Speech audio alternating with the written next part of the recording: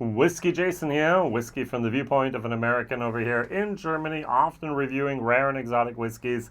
Not really sure how rare the Remus Repeal Reserve number Series 7 is from basically the fall of 2023, 50% ABV. Whiskey base number 240376. Now, over here in Germany, 99 euros. In America, $99. So there's nothing really about this that's different. Now, what I can talk about is the mash bills used here. Now, first of all, I'm not the biggest fan of the name Remus. Do we really want to name our whiskey after someone who pleaded insanity and got away with killing his wife? Do we really want to have illegal criminals being the name of our distillery or our brand of the distillery? All right, just going to push that to the side for the moment. This is made at the Ross and Squibb Distillery, MGP in Lawrenceburg, Indiana. They're doing some very good stuff there. All right. And so this is the Repeal Reserve. And so they want to commemorate December 5th, 1933, where then the Prohibition was repealed. And I love that. That's great. All right. So what am I going to compare it to? I'm going to compare it to ding, ding, ding, ding, ding. One of my, if not my favorite Remus at the moment. This is the 6-year-old straight bourbon, highest rye. So we have 51% corn, we have 39% rye, and we have 10% malted rye. So we have 49% rye, we have 51% corn in here. We have 54.5%. I can get this for 60 euros. I thoroughly enjoyed this bottle here. And if you have not tried this, please do. It's delicious. There's a big difference between these two. This is sweet and pecan pie and yummy. This has depth and has a little bit of that malted rye character going on, like a new riff, and for a very, I think, agreeable price.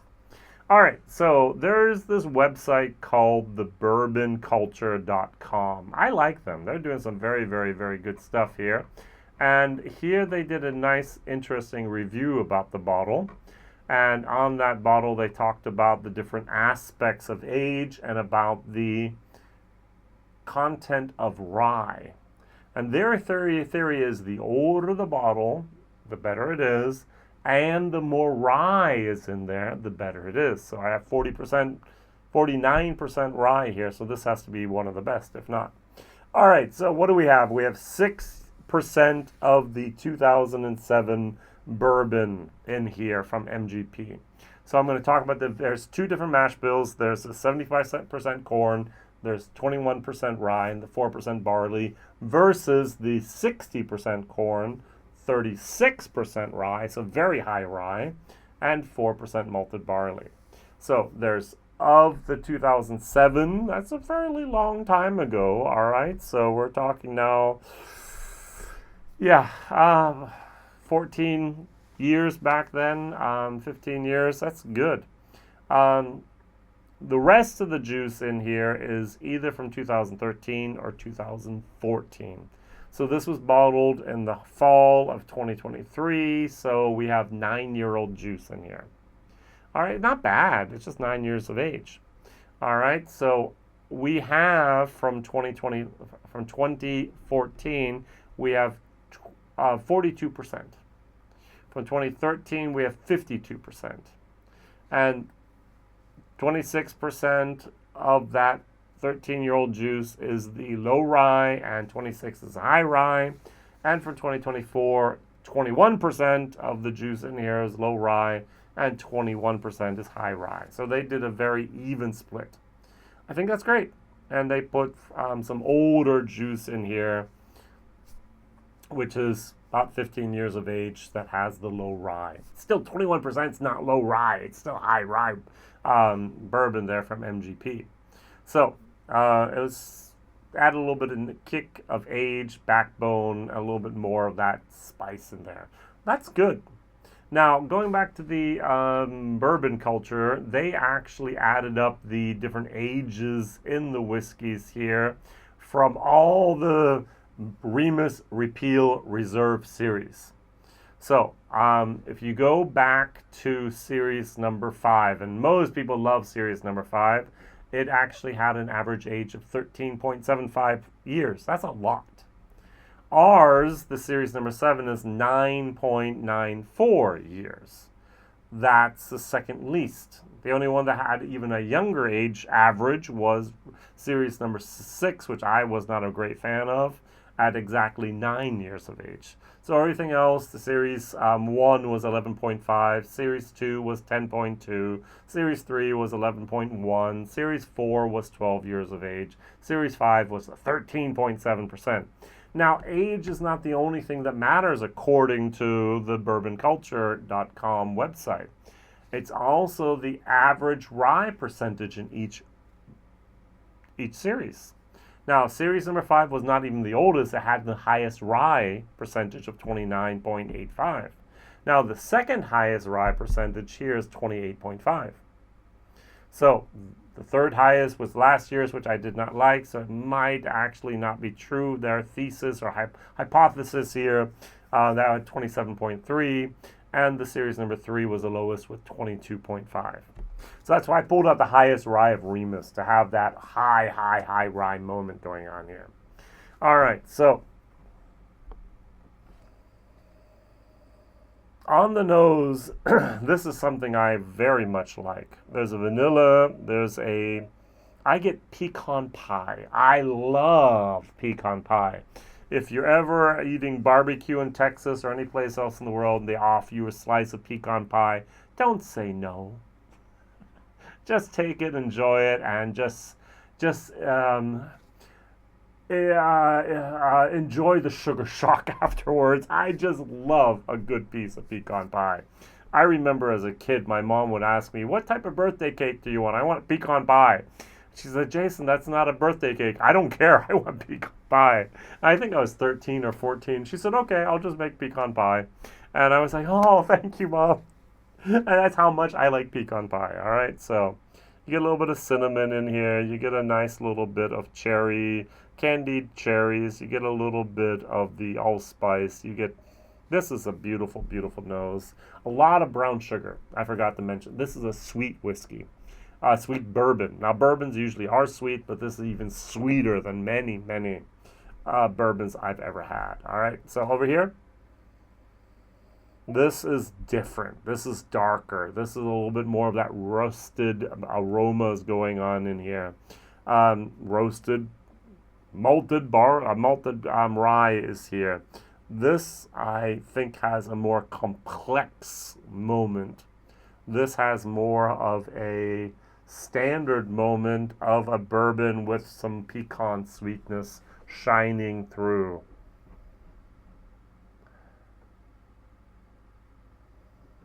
Okay. Brown sugar, pecan pie. Cheers.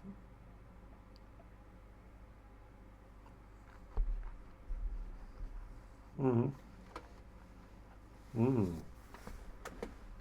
I do have a sweet tooth. I do like this. Oh, yeah, that's good. That is really nice. Oh, yeah. I'm going to give this a solid B for the taste. There's a little bit of peppermint, maybe even a spearmint going on in the back, a little bit of dried leather, tobacco leaves, vanilla, caramel, pecan pie, little bit of dried apricots. The finish lasts and lasts. It's well balanced. This is very, very well done. Value for money. Would I go out and buy this again for 100 euros? I'm going to say this is an awesome whiskey for 60 euros. This is a very good whiskey for 80 euros. For 100 euros, which it goes for, this is a good whiskey. All right, so this is a B. 100 euros is going to be a C minus my book. I cannot, A, why haven't you bought it? B, buy it. C, you can buy it if you want to. D, you don't need to buy it. F, why was the stuff even made? This is, from the value for money, this is not something I would hunt It's something I try before I buy, but if you do have a sweet tooth and you do like a good pecan pie in your glass here, this is something I can really, really recommend. Now, there's something going on the internet that I'm not perfectly aware of, and I need to research this. Everywhere they're referring to a law that says that if you put all the components on the label with the percentages and the ages, you can do it in America. I know Bardstown Bourbon Company has done this now for a lot of their different whiskeys. I do know Remus has done it as well. Now, this bottle is actually not legal with the label on here in Europe. In Europe, you're only allowed to have the youngest whiskey on here. So actually, I'd have to delete out something on this bottle. So I could leave in the parts here that are from 2014, and the 2013 parts and the 2007 part, I'd actually have to black out, redact. That is not a label that I could actually have printed in Europe on a European bottle. Now, for some reason, they can do this here. I'm not really sure if there's just like there's no judge and therefore there's no verdict. I don't know. But this is something I really like. I would recommend try before you buy, but still, if you like your sweet pecan pie in a glass, this is very, very well done. All right, going over to the Remus Highest Rye, it's a totally different beast, and yet I like it a tad bit better. So,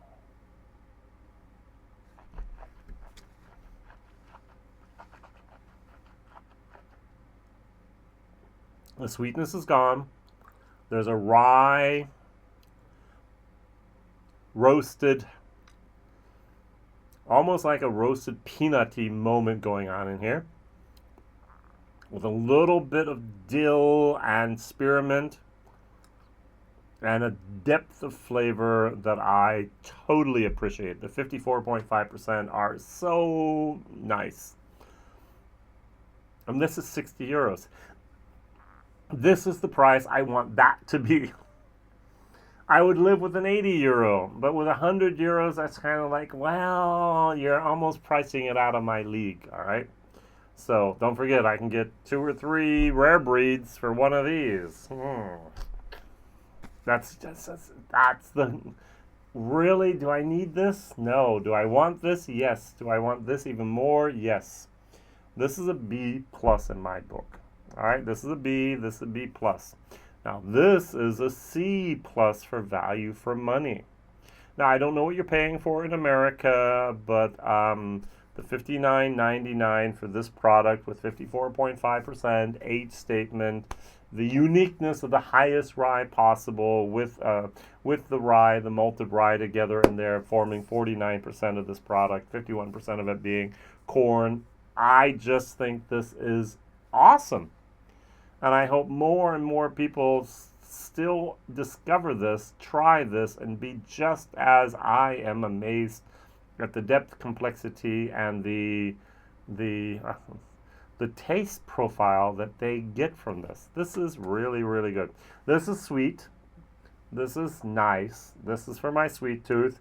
And this is for the evening sitting on a rocking chair on my porch in the summertime, just thinking about life and reflecting on the day. That's what this whiskey is about. This whiskey is about having my family around me and just being thankful.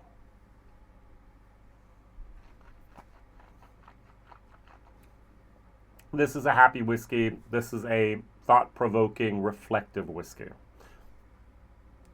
Both have their times in our lives. That is good stuff. I was not a fan of the Remus 6, but I am a fan of the Remus 7. I'm going to think about getting a bottle just for myself here and stashing away and just keeping it for a rainy day to make a happy face.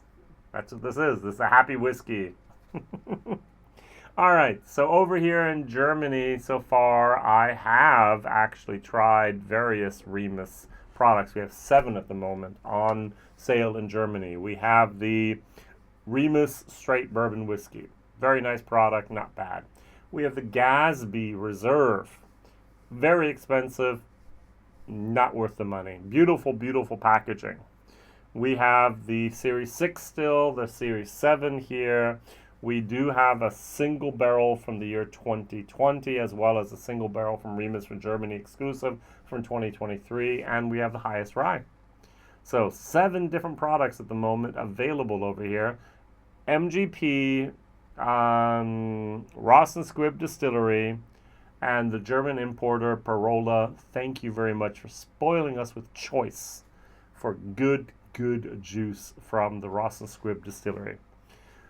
What's your favorite Remus you've ever had? Or let's just broaden the horizon. What is your favorite MGP product you've ever had? So now we've opened up all the different possibilities here of any whiskey ever made in Indiana and then blended, finished, or whatever.